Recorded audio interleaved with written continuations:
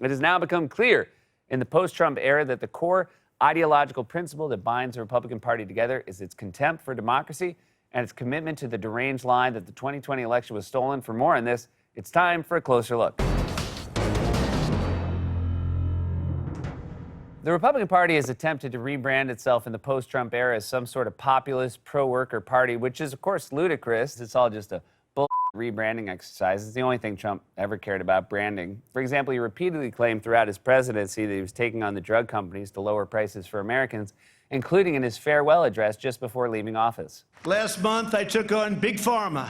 The drug companies don't exactly like me too much lately. Big Pharma. And the drug companies hate me. They don't like me. Big Pharma is not a big fan of mine. And the drug companies, Big Pharma, does not exactly like your favorite president, I will tell you, but that's okay. Essentially, we're holding Big Pharma accountable. I don't need Big Pharma. They don't help me. We had Big Pharma against us. We created choice and transparency in healthcare.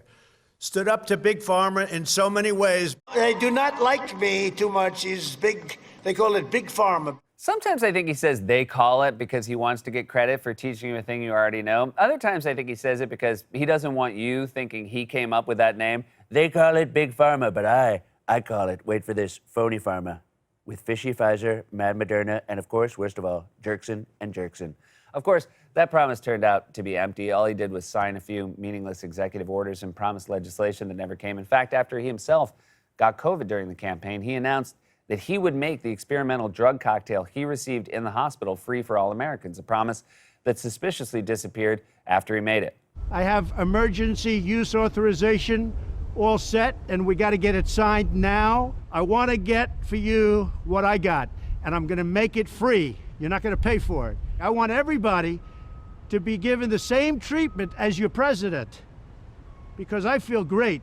I feel like perfect. Well, you look perfect, too. I wonder how he's doing now. Ah! Oh!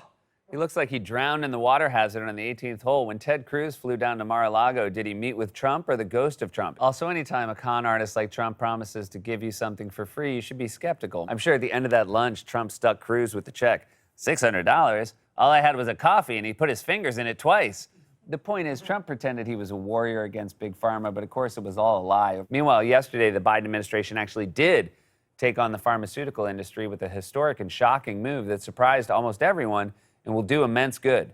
U.S. Trade Representative Katherine Tai delivered life-saving news today when she announced the Biden administration's support for lifting intellectual property protections for coronavirus vaccines. The waiver would allow developing countries to access the information to produce their own generic vaccines instead of waiting months or years for adequate supply from the pharmaceutical companies that developed the vaccines. Moderna stock is taking a hit. It's down 8% now. Of course, it dropped yesterday on the news after the market closed. But this is really affecting all of these companies in the vaccine space. If you look at Novavax, which is expecting phase 3 data here in the U.S. soon for its COVID vaccine, CureVac, which is another mRNA player, which is expecting data soon, BioNTech, of course, which is Pfizer's partner, all of these stocks down about 7 to 9% on this patent news. Wow, Joe Biden, scourge of Big Pharma. Who would have thunk it? Although, to me, it makes sense because Biden does have the energy of a grandpa who refuses to take over-the-counter meds and insists a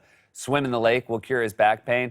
In my day, if you had a backache, you ate some ground liverwort and rubbed some vinegar on it. And if it got really bad, you went down to Dr. Bonker's medical wagon and drank some of his magic elixir. It didn't have no Tylenol or ibuprofen in it, just straight whiskey and cocaine. But it's truly difficult to underscore just how monumental and historic this is. With one decision, Joe Biden sent Big Pharma stock prices plummeting and put people's lives over profits. And he didn't make a big, flashy road guard announcement or film a weird video where he's standing near the bushes outside the White House like he lost his keys and is waiting for his wife to get home. Yeah, I know there's a plastic rock with a key in it, but it looks like all of the other rocks. Yeah, well, they should make one that says key on it. Biden just did it. Honestly, he should make a big flashy announcement. That's the one thing Democrats are bad at. They like to be boring. And I get it. After 4 years of nonstop heart palpitations, I think we're all craving some boredom. But Democrats should also be out there telling voters they're the ones really sticking it to Big Pharma while Donald Trump and Ted Cruz hang out at Mar-a-Lago or the lobby of a Radisson. I can't tell. And another thing, it's amazing and revealing that it's this easy to just waive the patent protections on a life-saving vaccine and save lives. Why can't we do this for other medicines like insulin? Because insulin prices are a national disgrace. A patient paying roughly $175 for a vial of insulin 15 years ago might pay nearly $1,500 for the same dose today, and that's horrifying. It's a life-saving medication, not a rare Beanie Baby. The price of insulin shouldn't rise more than the price of Pokemon cards, which, true story, are skyrocketing right now for reasons I do not fully understand. But the bottom line is you need to dig through your closet at your parents' house ASAP and see if you have a 2002 Charizard, because if you do, you could be rolling in cash right now, my friend. Sadly, I went back through all my Pokemon cards, and all I had was a bunch of worthless rat-a-tat-tatas. Rat-tat-a-tatas. Rat-tat-a-tatas. I didn't collect them, and I don't know what these words mean. And a 1983 Raleigh Fingers. There we go. And by the way, presumably a big part of the reason this happened is because of pressure from progressives and activists on the left pushing the Biden administration to do the right thing, which is how it should be. On the right, it goes in reverse. The GOP doesn't push Trump. Trump pushes the GOP. And remember, Trump's not even in government. He's a retired semi-amateur golfer living in a weird Gothic swamp hotel with a bunch of Palm Springs radiologists and Russian spies, and still working Republican politicians have to constantly debase and humiliate themselves just to please him, which is why they all make the sad pilgrimage to Mar-a-Lago to genuflect to him like Cruz did or like Kevin McCarthy did a few months back. Remember this? Looks like when the star of a movie takes a picture with a stuntman. The movie is about a group of old bank robbers with young wives who decide to go for one last score and rob the Taj Mahal. I play Big Red, the sexy one. It's also why Rudy Giuliani shows up outside a landscaping company screaming about non-existent voter fraud and then has to keep his mouth shut when Trump stiffs him. Boss, I need the cash. I'm at an ATM and nothing's coming out. Rudy, that's a claw machine. Oh, boy, Rudy, you done it again. Wait, maybe I can grab enough Beanie Babies to break even. Come on, Rudy. Oh, you got this. Damn it. All right, give me a brick. So clearly Republicans have no interest in actual pro-worker populism. They're just authoritarians who desperately crave power, which is why their sole ideological commitment, the core of their movement, is the lie that the 2020 election was stolen from Donald Trump. And now they're purging from their leadership anyone who disagrees with them. Wyoming Congresswoman Liz Cheney is just the latest and most prominent example. Do you believe she needs to go? And if so, who should replace her? Yes, she definitely needs to go, and the speaker's right. We are a pro-America populist party rooted in conservative principle with Donald Trump as our leader. You can't have a Republican conference chair reciting Democrat talking points. You can't have a Republican conference chair taking a position that 90% of the party disagrees with, and you can't have a Republican Party chair consistently speaking out against the individual who 74 million Americans voted for. All right, first of all, Jim Jordan, either ditch the suit or wear a jacket. You always look like you're begging Alec Baldwin for the Glengarry lead. Second, the Democrat talking points you're referring to are just reality. Think about how deranged what he's saying is. We can't have leaders in our party who believe in reality. It's like if I instructed my staff not to question my Vince Vaughn impression, even though I now conduct all meetings as Vince Vaughn. Buddy, this sketch, it's not working. It breaks my heart to say it, but it's true. You got to cut it in half and add more jokes. Now, if you make those changes, will I do it on the show? Probably not. I have a reputation to maintain. But give it your best shot, okay, pal? All right, geez, man, relax. Again, now I think the cold has really brought it out. I think the worst thing that will happen when my cold goes away is the reversion to the poorer Vince Vaughn impression.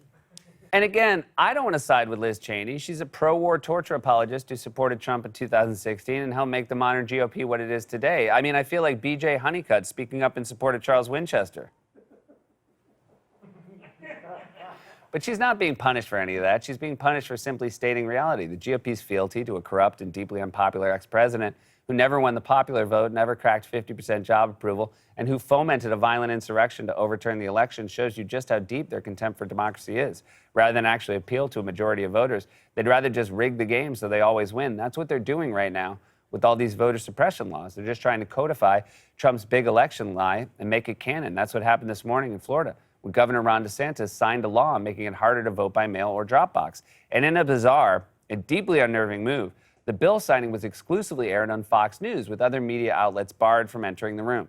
Governor Ron DeSantis just signed a controversial voting bill into law, but you may have missed that happening live because local media were not allowed inside the event. Instead, the governor opted to only allow one national news outlet to cover a bill signing that would impact the voters in the state of Florida, all voters. He signed the bill from West Palm Beach live on Fox News. What are you about to sign?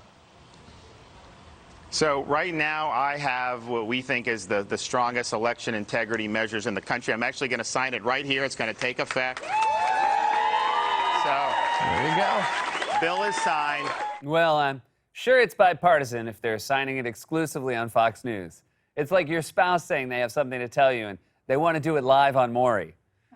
They love to pretend these are so-called nonpartisan election integrity bills, but signing it live on Fox and Friends really gives the game away, doesn't it? It's like when a loan shark knocks on your door with two goons on either side. You know what he's there for. I got your money, I swear. I just have to get it out of the claw machine.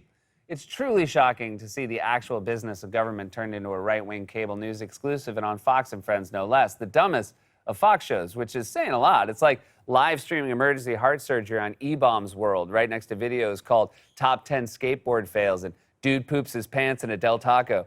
The GOP has attempted to rebrand itself as a populist pro-workers party, but it's all a giant fraud. All they really care about is dismantling democracy and purging anyone who disagrees with the unhinged lie that Donald Trump actually won the 2020 election. They don't care what it means for you, so long as Trump can say, I feel great. This has been A Closer Look. God's Love We Deliver cooks and brings over 2 million meals a year to men, women, and children living with HIV, AIDS, cancer, and other serious illnesses, and they need your help. If you're watching this online, you can hit the donate button. Stay safe, wear a mask, get vaccinated. We love you.